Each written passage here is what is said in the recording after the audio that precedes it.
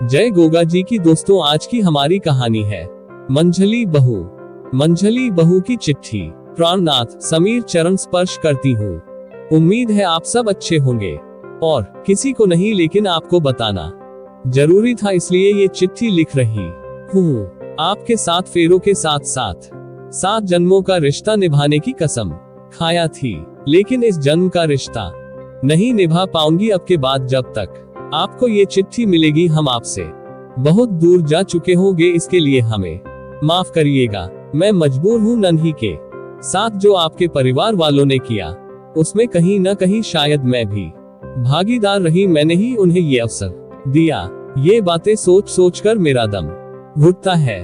अपने 10 साल के रिश्ते में मैंने पहली बार आपसे झूठ बोला कि मैं मायके 10 दिन के लिए जा रही, जबकि मैं जानती थी मैं वहां अब कभी वापस नहीं आऊंगी। मेरा जमीर मुझे बार बार धिक्कारता रहता है। वहां उस घर से मैंने उसी दिन नाता तोड़ दिया था जिस दिन मायके आने के लिए उस घर की दहलीज पार की थी, लेकिन आपसे तो चाह के भी नहीं तोड़ सकती। याद है मुझे वो दिन, लगता है जैसे अभी कल की बात हो। मैंने आपके साथ 7 फेरे लिए और 7 जन्मों तक रिश्ता निभाने की कसम खाकर आपके साथ आपके घर आती थी। सब कुछ बहुत अच्छा था, सब खुश थे। आपके घर वालों ने गाने बजाने के साथ हमारा स्वागत किया था। शादी की सारी रस्में हंसी मजाक में कब की खत्म हो गई पता ही नहीं चला। फिर शुरू हुई मुंह दिखाई की रस्म। पास की औरतें आती तो आपकी माइया बहन मेरा लंबा सा घूंघट हटा देती, फिर डाल देती। उसी में किसी औरत ने आपकी माताजी से कहा, तुम्हारी मंझली बहू तो चांद का टुकड़ा है। उसके बाद इन गुजरे 10 सालों में मेरी पहचान आपके घर में मंझली बहू के नाम से ही रही। ऐसा लगता जैसे अपना असल नाम मैं खुद ही भूल गई हूँ। मेरा 10वीं पास होना मेरा सबसे बड़ा अपराध बन गया था। बड़े भैया और भाभी ने हमें छोटी बहन की तरह प्यार और मान दिया, लेकिन आपके माता पिताजी और आपके छोटे भाई को मैं कभी समझ ही नहीं पाती। धीरे धीरे वक्त के साथ मुझे पता चला कि मेरे परिवार और आपके परिवार में रहन सहन का बहुत बड़ा फर्क है। हमारे यहाँ हमारी भाभी को भी अपना पक्ष रखने का अधिकार था और उसी तरह हम भी अपनी बात और राय रख सकते थे। कोई भी फैसला होता पूरे परिवार की सहमति से होता, लेकिन आपके यहाँ बहुओं को बोलने की भी इजाजत नहीं। आपकी माताजी और आपके छोटे भाई ही मिलकर कोई फैसला लेते। आपके पिताजी की भूमिका मूक दर्शक की होती। उन्होंने कभी किसी भी फैसले का विरोध नहीं किया तो और परिवार में किसकी हिम्मत थी। बड़ी भाभी और आपने मुझे उस माहौल में ढलने में पूरा सहयोग किया। धीरे धीरे मैं भी उस हालात में ढलने लगी। कभी किसी बात का विरोध करने का सोचती भी तो बड़ी भाभी बड़ी बहन की तरह हमें समझा देती। असल में हमारे बीच कभी देवरानी जेठानी का रिश्ता रहा ही नहीं, बल्कि बहन का रिश्ता था। बड़े भैया को भी कभी भाभी के जरिए मेरी किसी ख्वाहिश का पता चलता तो वो माताजी से छिपाकर मेरे पसंद की चीज ले आते। उन्होंने भी हमें हमेशा अपनी छोटी बहन ही माना। कभी कभी वो या आप मेरे लिए माताजी के फैसले के विरोध में खड़े हो जाते तो महीनों में आपकी माताजी और छोटे भाई, जिन्हें औरतों की बातों में काफी दिलचस्पी थी, काम तो कोई था नहीं, वो लोग सुनाते कि मैं 10वीं पास हूँ, इसलिए चालाकी से आपको और बड़े भैया को अपने बस में कर लिया है। नंदे आती तो आपकी माताजी कलेजा पीट पीट कर कहती कि उनकी मत मारी थी जो उन्होंने पढ़ी लिखी लड़की को बहू बनाया। आपकी दोनों बहनें जो खुद ससुराल में झगड़ा कर हर महीने आ जाती मायके, वो भी हाँ में हाँ मिलाती। भाभी हमें इशारे इशारे में समझाती रहती, उनकी बातों पर मैं ध्यान न दूं। इसी तरह 8 वर्ष निकल गए। मैं माँ नहीं बन पाती, इसका ताना उलाहना भी मिलता रहता, लेकिन भाभी भैया और आपने कभी हमें ऐसा कुछ नहीं जताया। जिंदगी चल रही थी कि अचानक वो दिन आ गया जिसे मैं कभी नहीं भूल पाऊंगी। भाभी के पिताजी का देहांत हो गया। उनके मायके में सिर्फ उनके पिताजी और छोटी बहन थी। पिताजी के देहांत के बाद एक कुंवारी लड़की को अकेले कैसे छोड़ दिया जाता। बड़े भैया भाभी की छोटी बहन को घर ले आए। एक गरीब और अनाथ लड़की को कौन अपनाता। आपकी माताजी ने इसका घोर विरोध किया कि ये अनाथ आश्रम नहीं। आंखों में पानी भरे नन्ही दहलीज पर खड़ी थी। भाभी खामोश खड़ी रही हमेशा की तरह, लेकिन मैं खामोश न रह सकी और नन्ही का हाथ पकड़कर मैं उसे घर के दहलीज के अंदर ले आई। भाभी हमें शुक्रगुजार नजरों से देख रही थी।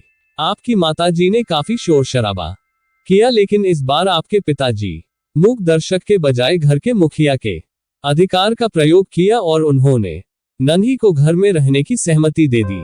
आपकी माताजी और छोटे भाई कुछ नहीं कर सके, लेकिन किसे पता था कि वक्त एक नई कहानी लिखने वाला है।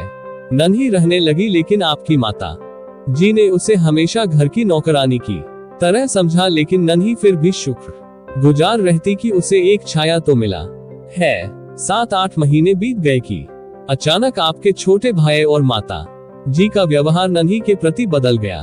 वो अपनापन दिखाने लगे उसके साथ। आपकी बहनें भी आती तो पहले उसकी शक्ल भी पसंद नहीं करती थी, अब बात भी करती।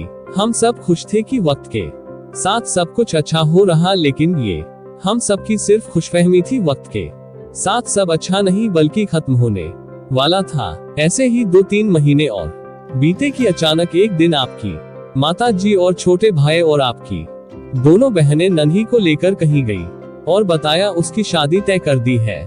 लड़का अच्छा कमाता है, लेकिन उसके घर में उसकी बीमार माँ के अलावा कोई नहीं, इसलिए बहुत सादगी से 2 हफ्तों में उन्होंने नन्ही का रिश्ता करने को कहा है। मेरे मन में कुछ सवाल आए, लेकिन फिर इस सोच से तसल्ली हो जाती कि चलो नन्ही का भी अपना एक घर होगा, इसलिए खामोश रही। कुछ दिन बाद आपकी माताजी और आपके छोटे भाई वापस आ गए। आपकी बहनें भी उनके साथ आई और फिर अपने घर चली गई। आकर नन्ही के राजी खुशी का समाचार बताया। परिवार में सबको खुशी हुई। अचानक 1 महीने ही हुए होंगे, सर्दी का मौसम था। सुबह का समय में गौशाला में उपले लेने गई तो देखा नन्ही गौशाला में ठिठुरी हुई बैठी थी। मुझे देखकर मुझसे लिपट के रोने लगी। मैं उसे लेकर अपने कमरे में आ गई, उसे चुप कराया, कुछ खिलाया पिलाया, तब उसकी हालत कुछ बोलने के काबिल हुई। उसने जो बताया उसे सुनकर मेरी आत्मा कांप गई कि कोई औरत कैसे इतना गिर सकती है। नन्ही ने बताया कि आपकी माताजी और भाई बहनों ने मिलकर उसे बेच दिया था। उसकी शादी जिससे कराई गई उसका दूल्हा मानसिक रोगी है। उसके ससुराल वाले और उसका पति उस पर बहुत जुल्म करते हैं। उसकी गवाही उसके शरीर पर पड़े वो नीले दाग दे रहे थे।